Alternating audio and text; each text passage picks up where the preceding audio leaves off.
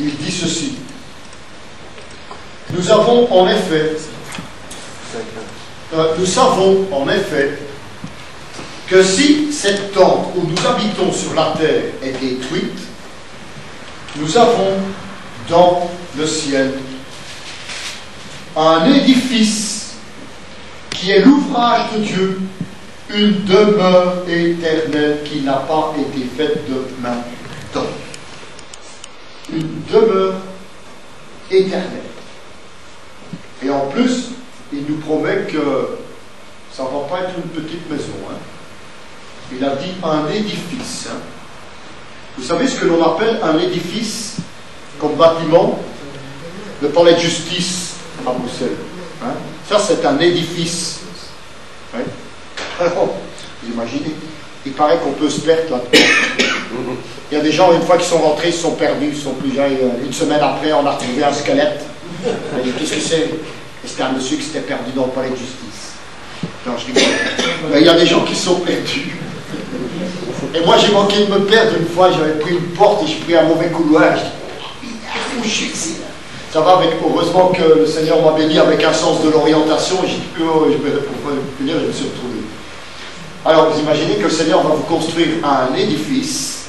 Ça ne va pas être une petite maison. Qui va être votre demeure éternelle. Je comprends pourquoi le Seigneur tarde à revenir. Hein? Parce que s'il doit construire des édifices hein, comme ça pour chacun d'entre nous, ça prend un peu de temps quand même. Hein? Vous savez, le bâtiment Notre-Dame à Paris, hein, la belle église qui est sur une colline là-bas au-dessus, ils ont mis 200 ans pour la faire. Et c'est pas si petit, hein. C'est pas si grand que ça, quoi. Mais 200 ans, ils ont mis pour construire l'église Notre-Dame. Alors, on peut rendre grâce au Seigneur. Hein, il doit faire un édifice pour chacun de ses enfants qui va durer pour l'éternité, dans lequel nous allons chacun vivre. C'est fabuleux. Donc cette maison ne va pas tomber. Non. La demeure que le Seigneur nous fait dans le ciel ne se détruira jamais. Non, j'ai dit la maison qu'on a construite en France là. Non, je suis pas, vous Deux centaines, mais quand même.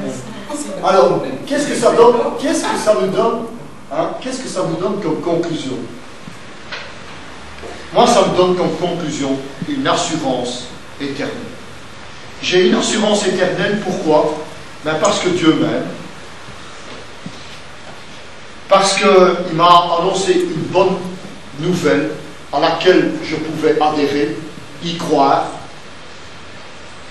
qui me montrait qu'il y avait un salut qui était éternel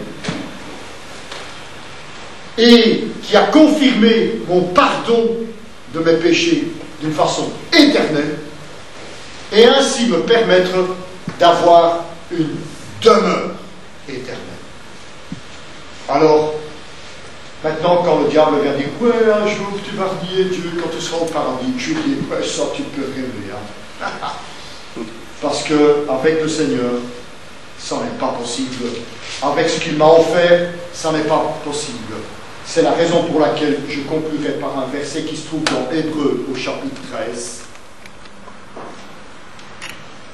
Et au verset 8 et 9, qui me confirme que cette assurance éternelle vient de Dieu.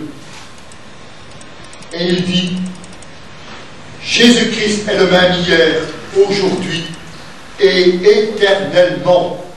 Ne vous laissez pas entraîner par des doctrines diverses et étrangères, car il est bon que le cœur soit affermi par la grâce et non par les aliments qui n'ont servi qu'à ceux qui s'y sont attachés.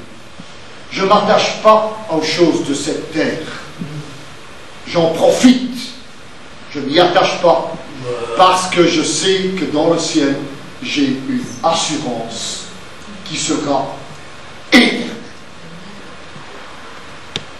Je suis sauvé d'une façon éternelle et j'en remercie le Seigneur pour tout ce qu'il a mis autour pour que ça soit possible et accessible. Et je rends grâce à Dieu que je vais lui être fidèle. Et je voudrais vous encourager et vous donner une opportunité maintenant Si vous voulez accepter Jésus-Christ comme votre Seigneur et Sauveur, pour qu'il vous donne un pardon éternel, un salut éternel, une demeure éternelle, que vous puissiez en profiter vraiment, dans le nom de Jésus. Prions. Dieu notre Père, nous voulons venir devant ton trône de grâce et nous voulons te remercier que tu nous donnes cette assurance éternelle.